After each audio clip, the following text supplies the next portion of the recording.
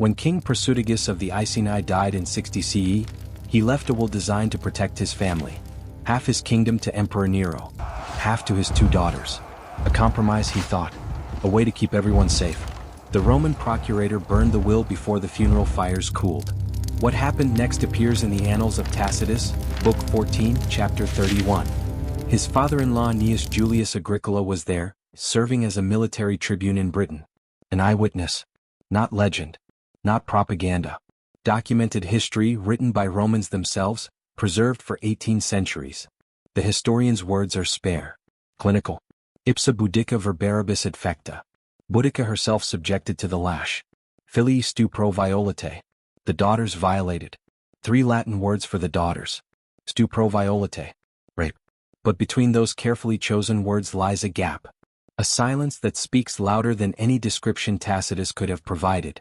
Because what Roman soldiers did in that courtyard to a British queen and her teenage daughters set off a rebellion that nearly ended Roman Britain. And understanding what happened requires us to examine not just the violence itself, but the legal framework that made it possible, the cultural systems that normalized it, and the archaeological evidence that confirms it happened exactly as the Romans themselves recorded. This is not speculation. Every detail comes from Roman sources. From the laws they wrote. From the historians who documented their conquests. From the bones that refused to stay buried. If you value this kind of documented history, subscribe. These stories exist in the archives. They demand to be told. Now let's examine what Roman law actually said about captured queens. Under Roman law, military defeat transformed a person's legal status entirely. The principle known as ius gentium, the law of nations, established that war captives became property of the Roman state. Once a city fell or an army surrendered, its inhabitants entered a category that Roman jurists called servitus, slavery regardless of their former status. This wasn't informal practice. This was codified law, traceable to the 12 Tables, Rome's earliest legal code from the 5th century BCE. Table 6, dealing with ownership, stated that prisoners taken in war, captivi, became the property, dominium, of their captors unless ransomed. A queen commanded no more legal standing than the lowest soldier in her defeated army. The implications were precise. Roman citizens possessed rights that shielded them from certain punishments. The Lex Portia of 198 BCE made it illegal to flog a Roman citizen without trial. The Lex Sempronia of 123 BCE forbade execution of citizens without popular assembly approval. Even slaves owned by Roman citizens had minimal protections under the Lex Aquilia, which made their deliberate killing a property crime requiring compensation. War captives had none of these protections. Cicero, writing in Pro Balba, described the legal transformation succinctly. Capite diminuti maxima, he called it. Maximum loss of status. A person who entered captivity ceased to exist as a legal entity. Their marriage dissolved. Their property reverted to heirs. Their rights evaporated. For women of royal blood, this created a terrifying vulnerability. Their crowns meant nothing.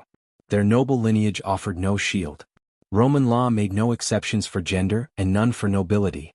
A captured queen could be mistreated, displayed, sold, or killed at the discretion of her captors without legal consequence. Tacitus himself noted this reality when describing the treatment of Boudica. He uses the phrase regini ipsius of the queen herself to emphasize the shock. Not just any woman. A queen.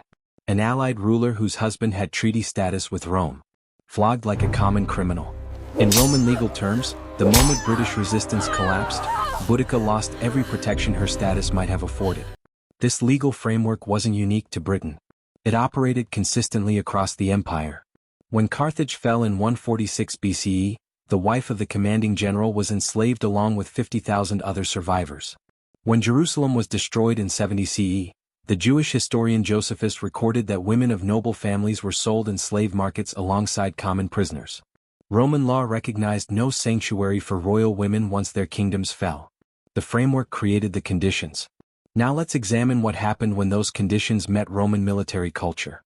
The Roman officials who arrived at the Iceni royal household after Prasutagus's death were led by Decianus Catus, the imperial procurator. Catus held administrative authority over tax collection and property seizure in newly conquered territories. His mandate was clear. Extract maximum revenue, minimize costs, and demonstrate Roman power to potentially rebellious populations. Tacitus describes the scene with unusual directness for an ancient historian discussing sexual violence. Regnum in praedam versum, he writes.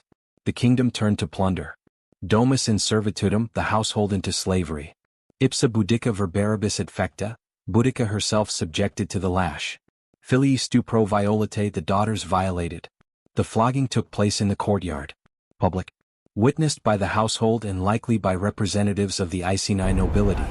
The choice of location was deliberate. This wasn't punishment conducted in private. This was degradation performed as spectacle, designed to demonstrate what happened when you question Roman authority. The Roman flagrum was a specialized instrument. Leather straps, typically 3, embedded with metal balls or sharpened bone fragments. Each strike didn't merely bruise. It tore. It ripped flesh away in strips, shattered blood vessels, exposed muscle. Severe floggings could prove fatal, either through blood loss or subsequent infection. How many lashes Boudica received, Tacitus doesn't specify. Roman law prescribed different numbers for different offenses. 40 lashes for disobedience. More for serious crimes. But war captives had no legal protections limiting the severity of corporal punishment. The decision rested entirely with the official administering it. Boudica survived. The flogging was meant to humiliate, not kill. She needed to remain alive to witness what came next. While their mother hung bleeding against the post, unable to move, Roman soldiers seized her daughters. Tacitus provides their ages nowhere in his account, but Roman legal documents from Britain suggest both were under 15, likely between 12 and 14. Unmarried. By both Roman and British standards, children. The Latin phrase stupro violatae is precise. Stuprum refers specifically to sexual violation, used in Roman law to denote rape or defilement. Violatae from violare, to violate or profane. The passive voice indicates they were acted upon. The plural indicates multiple assaults. Cassius Dio, writing his Roman history 140 years later, provides additional context. Though his account comes much later and includes obvious dramatizations, his description of the atrocities Boudica's forces later inflicted on Roman women gives us the only surviving glimpse of what might have been done to the British princesses. Dio describes how Boudica's warriors captured noble Roman women, hung them naked, cut off their breasts, and sewed the severed flesh to the women's mouths before impaling them on sharpened stakes driven lengthwise through their bodies. These weren't random tortures invented by Celtic imagination. These were mirror punishments, retaliation in kind. The British forces did to Roman women what they had seen Roman soldiers do to British women. This pattern, specific tortures being reciprocated, appears repeatedly in ancient accounts of warfare. It suggests that Boudica's forces were replicating methods they had witnessed. That the violation of the royal daughters involved not just sexual assault but additional brutalities that Tacitus, writing for a Roman senatorial audience, chose not to detail. 4 weeks after, Boudica and her surviving household remained under Roman guard. The abuse was public knowledge. Word spread through the Iceni territories, through neighboring tribes. The rape of royal daughters, the flogging of an allied queen, it violated even Roman standards of acceptable conduct toward client kingdoms. That violation sparked rebellion. 3 months after the flogging, Boudica raised an army. The Iceni, yes, but also the Trinovants, whose lands had been confiscated for Roman veteran settlements. The Cataviloni. Fragments of a dozen British tribes united under a woman seeking vengeance. Tacitus records that her forces numbered 120,000. Cassius Dio claims 230,000. Both figures are likely exaggerated, standard practice in ancient military accounts. But even conservative modern estimates suggest Boudica commanded between 70,000 and 100,000 warriors. The largest British army assembled since Claudius's invasion 17 years earlier. Her first target was Camulodunum, modern Colchester. A colonia, a settlement for retired Roman veterans who'd been granted confiscated British land. They'd expelled native inhabitants, appropriated homes and fields, treated the locals like prisoners. The Temple of Claudius, a massive structure forced upon the Trinovants, stood as a deliberate symbol of Roman domination. The Britons had been forced to fund its construction and staff it with priests chosen from their own nobles, compelling them to worship their conquerors as gods. When Boudica's army approached, the Roman veterans and citizens fled to the temple for shelter. Perhaps 2,000 people packed inside a building designed for worship, not siege. For 2 days they held. On the third, the Britons breached the walls. Archaeological excavations at Colchester in the 1920s uncovered a destruction layer dated to 60 to 61 CE. Thick ash. Scorched masonry. Human remains showing signs of trauma. The temple foundations bear scorch marks consistent with deliberate burning while people were trapped inside. The 9th Legion, under Quintus Petilius Cerealis, marched south from Longthorpe to relieve the siege. Boudica's forces ambushed the column. Of approximately 2,500 legionaries and auxiliaries, only the cavalry survived. Cerealis fled north with barely 500 horsemen. The infantry, caught in column formation on the march, were slaughtered nearly to the last man. Next came Londinium, modern London. A commercial settlement, barely 20 years old, its warehouses packed with Roman goods. The governor, Gaius Suetonius Paulinus, had been campaigning in Wales. He raced back, assessed the city's indefensible position, and made a cold calculation. He abandoned Londinium to its fate. Those who could flee did. Many couldn't. The elderly. The sick. Merchants unwilling to abandon their inventory. Slaves whose owners had fled without them. The destruction layer at London, excavated since the 1950s, tells the story. Ash up to half a meter thick in some locations. Melted glass from destroyed windows. Carbonized wood. Human remains in positions suggesting they died trying to escape burning buildings. Verulamium, modern St. Albans, fell next. Another Roman settlement, another destruction layer. More ash. More bones. Roman historians estimate 70,000 to 80,000 deaths during the rebellion.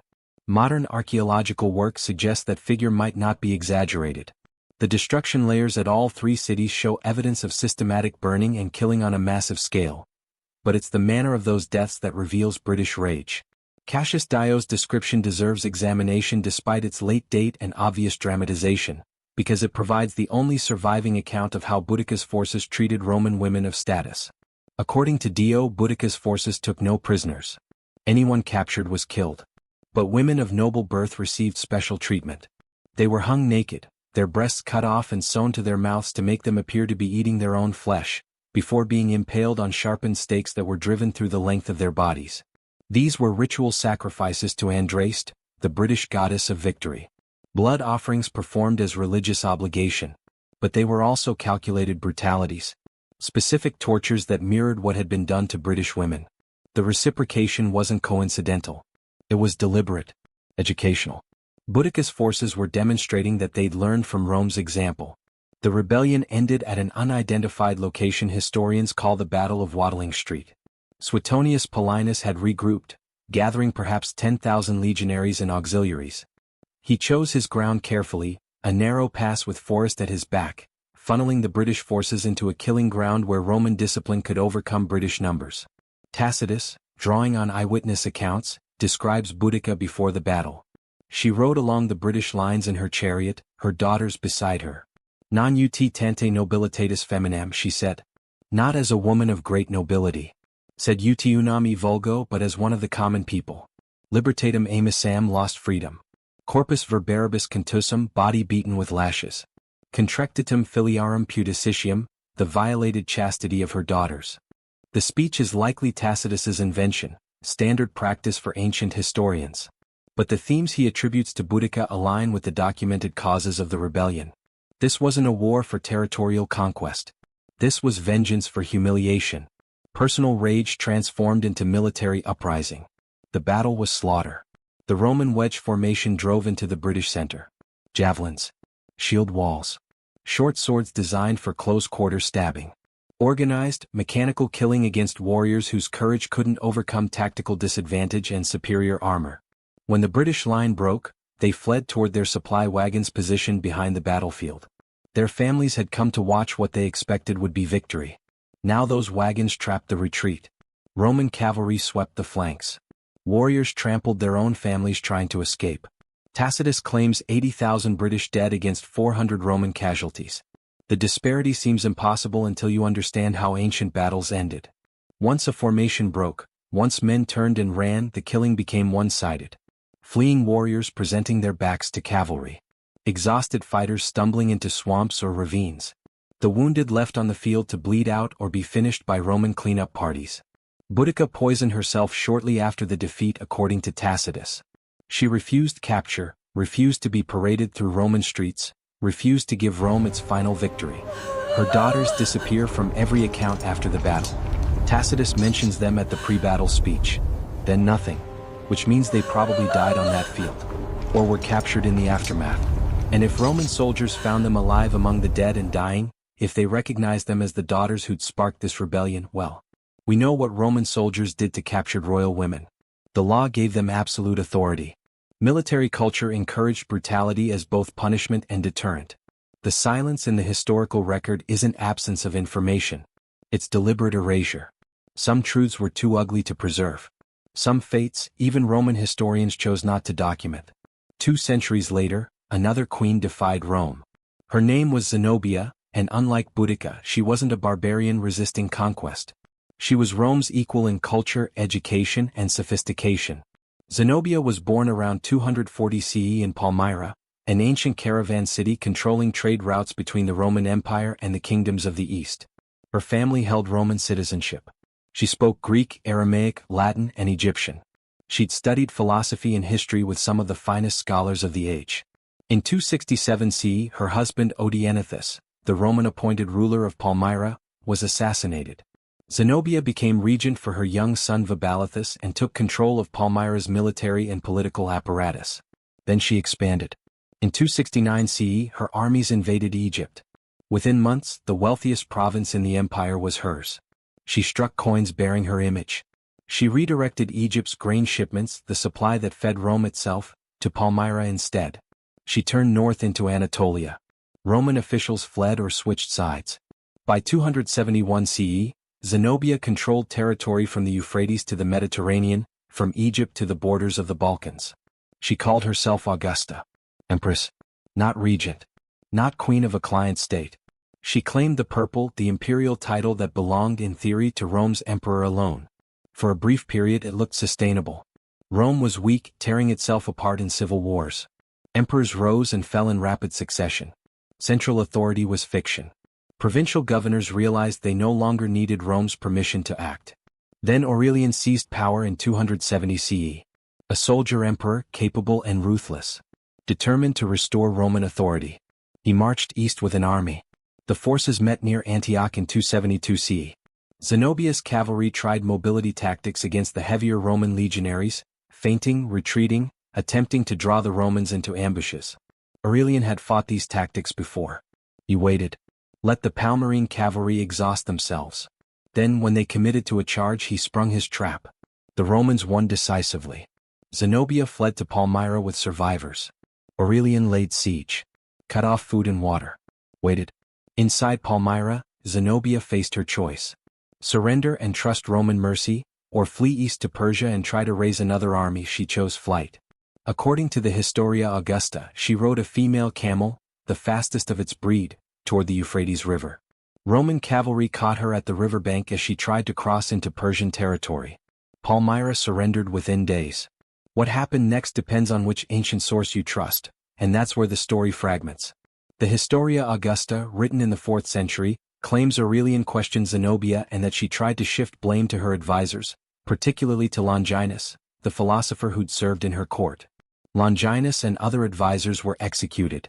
Zenobia herself was supposedly spared because Aurelian didn't want to be remembered as the emperor who killed a woman. That's the official story. The one meant for public consumption.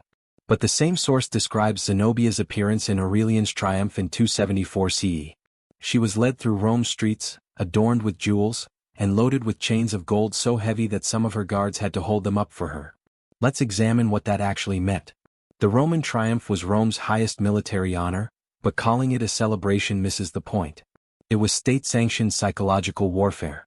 A ritual designed to demonstrate absolute power through systematic degradation of defeated enemies. The route stretched from the Campus Martius through the Forum to the Capitoline Hill, nearly 4 kilometers through Rome's most crowded districts. The procession followed careful choreography perfected over centuries. Musicians led. Entertainers. Then came carts bearing paintings and models of conquered cities. Exotic animals from the defeated territories chained and caged. Treasures piled high, gold and silver looted from foreign temples and palaces. Then came the prisoners. Common captives walked first, thousands of them, hands bound, stumbling from months in Roman dungeons. Many were already dying from disease or infected wounds. The crowd threw garbage, spat, screamed insults. After the common prisoners came the noble captives. Enemy generals. Foreign royalty. Tribal chieftains. These were displayed more elaborately, dressed in their native costumes to emphasize their foreignness, their otherness. Each was identified by a placard carried before them announcing their name and title. And among these noble captives, female rulers received special treatment. Because seeing a woman in chains, seeing a queen stripped of power and dignity, had psychological impact that male captives couldn't match. It demonstrated that Rome's reach extended even to those who should have been protected by the taboos surrounding female royalty. It said that gender offered no sanctuary. That queens were just as vulnerable as the lowest soldier. Zenobia's golden chains were deliberate symbolism. Gold was the metal of divinity, of kingship, of the very wealth she'd commanded. By draping her in gold even as she was paraded as a captive, Aurelian was sending a message. This is what happens when you reach above your station. This is what happens when queens forget they're meant to be conquered, not conquerors. The Historia Augusta notes that Zenobia maintained remarkable composure throughout the ordeal. Despite the weight of the golden chains and hours of slow marching through hostile crowds, she carried herself with dignity. This defiance may have saved her life. Or it may have sealed her fate in a different way. After the triumph, the sources diverge completely. Some claim Aurelian granted her a villa near Rome, where she lived out her remaining years. Some accounts say she married a Roman senator and became part of aristocratic society, her daughters marrying into noble families. The Byzantine historian John Malalas offers a different ending. He writes that Zenobia and her son were beheaded immediately after the triumph. The philosopher Zosimus claims she died during transport to Rome, possibly by drowning in the Bosporus. Whether accident or murder, he doesn't specify. We'll never know which version is true. What we do know is that Zenobia disappeared from history after Aurelian's triumph. Her name, which had been struck on coins across half the Roman East, vanished from official records. Her monuments were torn down. Her achievements were erased or attributed to ambitious male advisors who'd supposedly manipulated a foolish woman. Because Rome couldn't accept the alternative. That a woman, operating on her own initiative, with her own intelligence and military capability, had nearly torn away half the empire. So they buried her story. Covered it in gold, paraded it through the streets, and then locked it away where it couldn't threaten their carefully constructed myth. But at least Zenobia's name survived. At least we know she existed. Most captured queens weren't that fortunate. Queen Cartimandua ruled the Brigantes, the largest tribe in Britain, for decades during the 1st century CE. She collaborated with Rome, paid tribute, handed over enemies. In 51 CE, when the resistance leader Caratacus fled to her territory after being defeated, she arrested him and delivered him to the Romans in chains. Rome rewarded her with continued autonomy and protection. But even perfect obedience couldn't save her forever. In 69 CE, her ex-husband Venusius led a rebellion against her. Roman forces evacuated Cartimandua before she could be captured. They brought her to Roman-controlled territory. And then she vanishes. No mention of where she lived. No record of her death. No grave. Nothing. For a queen who'd ruled one of Britain's most powerful tribes for 20 years, who'd been crucial to Roman strategy in the region, this silence is deafening. She was mentioned when she was useful, when her actions served Rome's interests.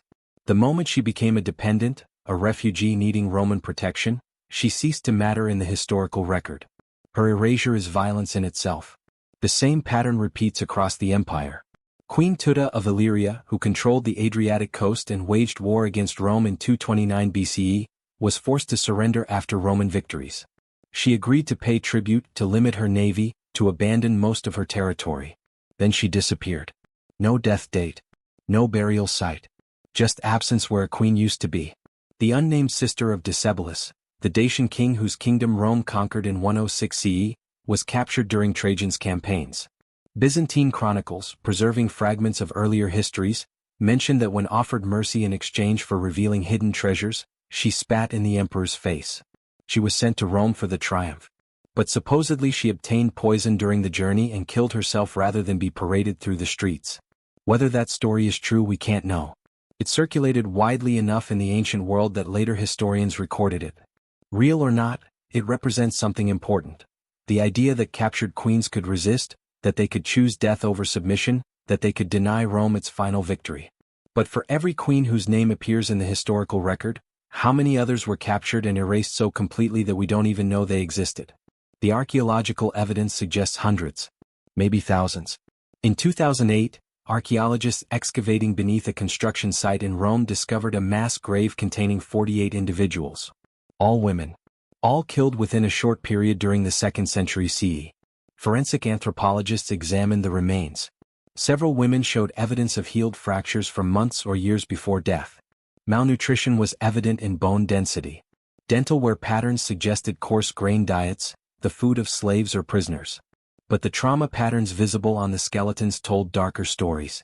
Multiple women showed severe pelvic injuries consistent with repeated sexual assault or forced childbirth under traumatic conditions. Several had fractured skulls from blunt force trauma. One skeleton was missing both hands, severed at the wrists before death. These weren't common criminals. The grave goods, though sparse, included items of quality. One woman had been buried with a golden fibula, a brooch worth months of wages for an ordinary worker. Another had fragments of purple-dyed fabric clinging to her bones, a color reserved by law for the wealthy and powerful. The archaeological team's conclusion: high-status prisoners, possibly captives from Rome's eastern campaigns, kept in the city for months or years before finally being executed and dumped in this unmarked pit. The location is significant. Near the Servian Wall, close to where triumphal processions would assemble before marching into the city. A convenient dumping ground for those who didn't survive the celebration of Roman victory. Similar graves appear near every major Roman military installation. Outside Vindolanda in Britain, 9 women buried in a drainage ditch, all showing violent trauma. Near Pompeii, a woman found in the gladiatorial barracks, wearing expensive jewelry, dead in chains with her skull crushed. Near the Roman fortress at Carnuntum in modern Austria, excavations in the 1990s uncovered remains of 11 women in a refuse pit, dated to the Marcomannic Wars of the 160s-180s CE. 3 showed signs of pregnancy at death. All bore trauma consistent with violent ends. The bones don't lie. They can't be edited by propaganda or shaped by political necessity. They're mute testimony to systematic violence, preserved long after official records have been sanitized or destroyed. And they're everywhere. Every significant Roman site has them. Women buried without ceremony. Women showing signs of prolonged abuse before death. Women who were important enough to own gold but not important enough to rate proper burial. The archaeological evidence confirms what the written sources hint at. That for every Boudica or Zenobia whose names survived because their rebellions were significant enough to mention, dozens of other queens were captured, brutalized, and erased so thoroughly that even their bones end up in unmarked pits. Look at what emerges when you examine Roman treatment of captured rulers across the centuries. When Rome captured male rulers, their fate was relatively predictable. If they were important enough, they'd be displayed in a triumph and then executed. The method varied, strangulation in the Tullianum, the dungeon beneath the Capitoline Hill, being most common. Or they'd be exiled to remote locations, stripped of wealth and power but allowed to live under Roman supervision. Female rulers occupied a different category. They were politically important, symbols that needed crushing. But they were also women, and Roman culture had complex attitudes about proper treatment of women, even enemy women. This tension between political necessity and cultural taboo created space for extraordinary cruelty. Rome needed to humiliate these queens, needed to demonstrate that gender provided no protection. But Rome also needed to maintain its self-image as civilized, more humane than the barbarians it conquered. The solution was to brutalize them thoroughly but quietly. Parade them in triumphs, yes, but be vague about what happened afterward. Let them disappear into comfortable exile or commit suicide under suspicious circumstances. Erase them from the record so their suffering wouldn't complicate the narrative of benevolent conquest. Boudica's daughters, raped in their home, then vanished from history after the final battle. Iceni 4, Cleopatra's sister, exiled to a temple sanctuary after being paraded in Julius Caesar's triumph, then murdered there years later on Cleopatra's orders, with Mark Antony's approval, when she became politically inconvenient. Cleopatra herself, possibly murdered and staged to look like suicide, her death convenient for Octavian even if it denied him the chance to parade her through Rome. Zenobia, paraded in golden chains, then either granted comfortable exile, executed quietly, or died in transport, depending on which source you believe. All versions agree she disappeared from public record immediately after serving her purpose in Aurelian's triumph. Cartimandua, rescued by Rome from her rebellious subjects, then forgotten completely the moment she ceased being useful. Each story differs in details. But the underlying structure is identical. Capture, humiliation, erasure. And if these were the queens important enough to merit mention in historical accounts, imagine what happened to the hundreds of others who weren't deemed worthy of even a footnote. The gaps in the historical record aren't absences. They're evidence themselves. Evidence of systematic erasure. Evidence that Rome understood the power of controlling narrative, of deciding which stories would survive and which would be buried. But the bones remain. The graves keep surfacing. The archaeological evidence refuses to stay buried. In 2015, excavations near the Roman fort at Arbia in South Shields, England, uncovered skeletal remains dated to the late 2nd century. A woman, approximately 35 years old at death. Her bones showed evidence of excellent nutrition throughout childhood and early adulthood, consistent with high social status. She'd worn jewelry, traces of gold present in soil around her wrists and neck. She'd also been decapitated. Her skull was buried separately from her body, a treatment that in Roman context indicated either execution or profound dishonor. DNA analysis suggested origins in the eastern Mediterranean, possibly Syria or Anatolia. Who was she? A merchant's wife who'd traveled west for trade? A member of a wealthy family visiting the province? Or a woman of noble birth, captured during one of Rome's eastern campaigns, kept alive for years before finally being executed far from home? We'll never know her name. But her bones tell us she lived, she mattered to someone, and she died violently in a Roman military installation thousands of miles from where she was born. These discoveries happen regularly now. Modern archaeology and forensic analysis reveal what ancient historians chose not to preserve. A mass grave outside the amphitheater at Ephesus. 18 women, dated to the mid-3rd century CE, all bearing signs of violent death. Buried without ceremony in a pit that also contained animal bones and refuse. Skeletal remains at Herculaneum, preserved in the volcanic ash that buried the city in 79 CE. A woman found on the ancient beach, wearing gold rings and a bracelet, trying to escape. Her skull fractured before the eruption. Killed, the forensic evidence suggests, in the chaos that preceded Vesuvius's eruption. Possibly by looters. Possibly by soldiers evacuating the city. We can't know which. But we know she died violently, and that her jewelry wasn't stolen, suggesting the killing wasn't robbery but something else. The pattern repeats. High-status women. Violent deaths. Burial without ceremony or in locations suggesting their bodies were disposal problems rather than people deserving respect. And sometimes the silence is loudest of all. When the historian Josephus describes the fall of Jerusalem in 70 CE, he mentions that Berenice, daughter of King Agrippa I and sister of King Agrippa II, appeared before the Roman general Titus to plead for mercy for the city's survivors. Titus, who'd had an affair with Berenice, agreed to spare those who surrendered. Berenice remained in Jerusalem even as the Romans systematically destroyed it. She tended the wounded, comforted the dying, shared what little food remained. Eventually Titus had her forcibly removed and brought back to Rome. She lived in the imperial palace for years, openly acknowledged as Titus's mistress. Rumor suggested he would marry her, make her empress. The Roman Senate and people were horrified. A Jewish woman as empress? Impossible. The protests grew so loud that when Titus became emperor in 79 CE, he sent Berenice away. She returned to Judea. And then she vanishes from every historical account. Some sources suggest she lived quietly in exile. Others hint that she was eliminated by Roman agents to prevent her from becoming a rallying point for continued Jewish resistance. We don't know which version is true. We only know that a woman who'd moved in the highest circles of imperial power, who'd had intimate access to 2 future emperors, who was educated, wealthy, and politically sophisticated, simply ceased to exist in the historical record the moment she became inconvenient. Her erasure was so complete that later Jewish historians, compiling accounts of the revolt and its aftermath, mention her only in passing if at all. That's the real horror. Not just what was done to captured queens, but how thoroughly their stories could be erased. How completely a woman could be removed from history once she'd served her purpose or become a problem. The systematic brutalization and erasure of captured queens was an aberration. It was policy. Not written policy, documented in official directives. But policy nonetheless. Standard procedure. The way things were done. It reveals how power operated in the ancient world.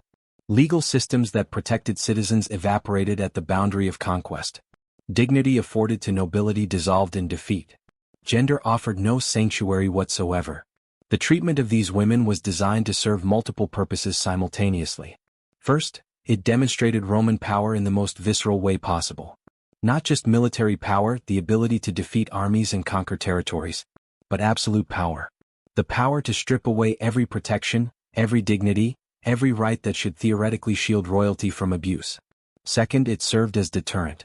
What happened to Boudica's daughters, to queens paraded in golden chains, to royal women who disappeared into unmarked graves, these weren't secrets. They were lessons. Warnings sent to every ruler in every kingdom on Rome's borders. This is what happens when you resist.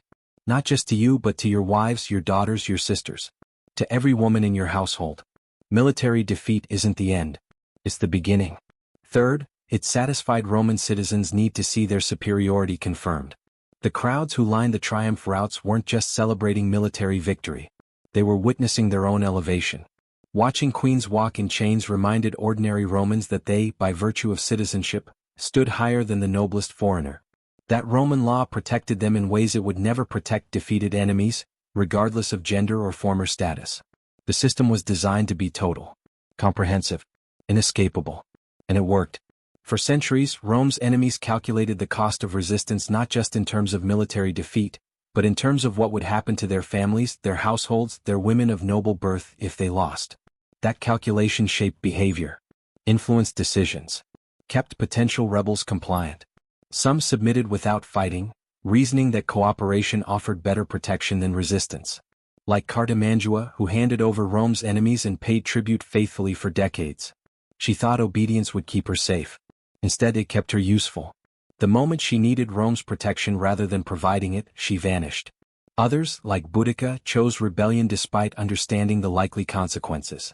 Knowing that defeat would mean not just their own deaths but the brutalization of everyone they tried to protect. The archaeological evidence suggests most queens never got to choose. They were conquered before they could rebel or submit. Captured in the fog of war. Seized when their cities fell or their armies broke. Dragged into Roman custody without ceremony or negotiation. And then they disappeared into the gaps in the historical record. Into mass graves. Into unmarked pits. Into the silence that Roman historians maintained about what actually happened to most female captives of high status. Understanding why these stories were buried requires understanding how ancient historical writing worked. Roman historians wrote for specific audiences. Senatorial class readers. Military officers. Future emperors. Their accounts needed to serve multiple purposes. Document events for posterity, provide moral lessons, entertain educated readers, and maintain Rome's self-image as bringer of civilization to barbarian lands. Detailed accounts of brutalizing captured queens didn't serve those purposes. They complicated the narrative. They made Roman soldiers look like rapists and torturers rather than noble warriors. They suggested that resistance arose from legitimate grievances rather than barbaric stubbornness. So historians developed techniques for minimizing these stories while still preserving enough detail to maintain historical accuracy. Tacitus's account of Boudica exemplifies this perfectly. He mentions the flogging and rape in a single sentence. Ipsa Boudica verberibus et fecta, filii stu pro violate. 15 words in Latin. The entire brutalization of Britain's royal family compressed into one grammatical clause, positioned in his narrative as background context for explaining the rebellion rather than as an atrocity worth examining in detail. The technique works because it appears honest. Tacitus didn't lie. He documented what happened. But by minimizing the description, by stripping it of emotional content, by presenting it as simple factual background rather than moral outrage, he made it forgettable. Scholars who study Tacitus know these lines exist. Most people who've heard of Boudica don't. Cassius Dio used a different technique. Writing 140 years after events, he could include more sensational details because he wasn't accountable to eyewitnesses. His description of the atrocities Boudica's forces inflicted on Roman women is graphic, almost pornographic in its detail. Breasts cut off. Women impaled on stakes. Bodies displayed as sacrifices. But his account of what was done to Boudica's daughters? Omitted entirely. He mentions the rebellion, acknowledges Boudica's grievances, but never specifies what those grievances were. The reader knows something happened. But what exactly? The gap in the narrative does the work of erasure. The Historia Augusta, describing Zenobia, employs yet another technique: multiple contradictory endings. She was granted comfortable exile. She was beheaded. She died in transport. By presenting all versions without resolving them, the text makes her disappearance seem mysterious rather than suspicious. Readers focus on solving the mystery rather than questioning why a queen who commanded half the Roman East could vanish so completely. These weren't conspiracies. They were conventions. Standard practices of historical writing that privileged certain stories and erased others. And they worked. For centuries, these accounts were the only sources available. The gaps and silences and careful omissions shaped how readers understood Roman conquest. The brutality was there, documented, but minimized to the point where it didn't disrupt the larger narrative of Roman civilizing mission. Only now, with archaeological evidence providing independent confirmation, with forensic anthropology revealing what bones preserve that texts omit, with feminist historical analysis questioning whose stories get told and whose get buried, can we start to reconstruct what actually happened to captured queens. The truth was always in the sources. But it was hidden in the gaps, the silences, the casual mentions that historians didn't bother to elaborate. Not every captured queen submitted quietly. Some resisted until their final moments, and their resistance itself became part of Rome's warning system. Examples of what happened when you refused to accept your fate. The sister of Decebalus, captured during Trajan's Dacian Wars in 106 CE, reportedly spat in the emperor's face when offered mercy in exchange for revealing hidden treasures. She was sent to Rome for the triumph. Byzantine chronicles claim she obtained poison during the journey and killed herself rather than be paraded through the streets. Whether this story is literally true doesn't matter as much as the fact that it circulated. That it survived in historical memory. It represents an ideal, the captured royal who chose death over submission. The woman who denied Rome its final victory. These stories of suicide served Rome's purposes too. They demonstrated that even in defeat, even in chains, some enemies recognized that death was preferable to Roman mercy. They reinforced the message about how thoroughly Rome dominated its captives. But they also reveal something about resistance. About women who, even when stripped of power, stripped of legal protection, stripped of everything but consciousness itself, still found ways to deny Rome what it wanted. Cleopatra's supposed suicide by asp operates in this same category. Whether she actually died by snake bite, whether Octavian had her killed and staged the scene, the story that survived is of a queen who chose her own death rather than let Rome choose it for her. The detail of the asp is significant. In Egyptian symbolism, the cobra represented divine royalty. The uraeus worn on pharaonic crowns symbolized sovereignty. By dying from a cobra's bite, Cleopatra supposedly reclaimed her royal status even in death. She died as pharaoh, not as Roman captive. The narrative might be fiction. Octavian might have invented it. But it reveals what Romans understood about captured queens, that the manner of their deaths mattered. That dying on their own terms, even if that death was agonizing, represented a form of victory that Rome's legal and military power couldn't prevent. The archaeological evidence sometimes confirms these acts of final resistance. At Masada, the Jewish fortress that held out against Rome after the fall of Jerusalem, excavations uncovered remains suggesting mass suicide rather than surrender. Among the skeletons, women who'd been part of the resistance leadership. They'd chosen death over what they knew would happen if Roman soldiers captured them alive. These weren't cowardly acts. They were calculated decisions made by women who understood exactly what Roman victory meant. Who'd seen or heard about what happened to captured women of high status. Who chose oblivion over brutalization. These queens exist now primarily as fragments.